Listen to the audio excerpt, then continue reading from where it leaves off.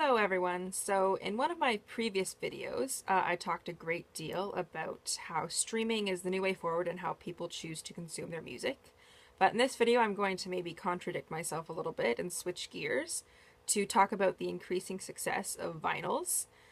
So to my surprise, the sales of vinyl records has been making a bit of a comeback of late. In 2016, the sale of vinyl records reached a 25 all-time year high. So that's the highest it's been since 1991, when vinyls pretty much just stopped being produced in favor of the more convenient, size-conscious options like CDs. Now this surge may not seem too significant. The sale of vinyl hasn't been too mainstream for quite a while.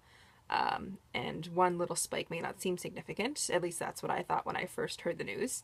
But I was actually quite surprised to see that the amount in which sales did spike in 2016.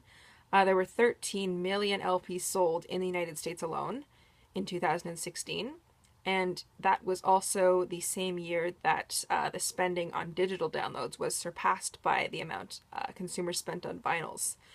And so this success in the industry can't necessarily be chalked up to one single coincidence year either. Vinyl sales have actually been steadily increasing over the past 9 years, and surprisingly, perhaps this is probably the most surprising part I found about the whole article, those purchasing those vinyl records are actually not of an older demographic, those that, sort of the older folks that just can't be bothered to figure out online streaming.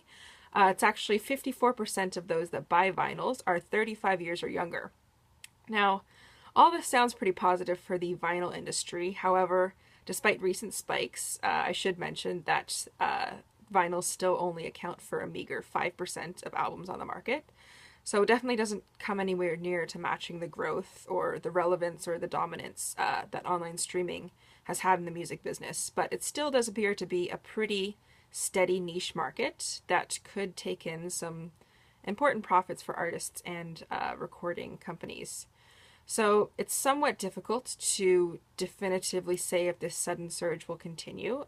It is possible that it is just a brief, sort of hipster-esque, not that that's a word, wave of nostalgia that will maybe fade away in the years to come.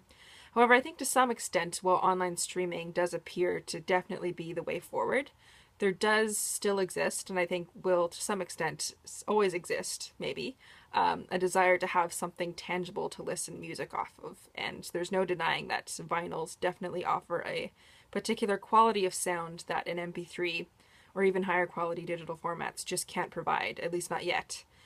So while people may be quick to dismiss traditional forms of music consumption, myself included, I think the vinyl industry is experiencing a pretty nice wave, and artists and recording companies should not automatically dismiss it as a dead medium quite yet.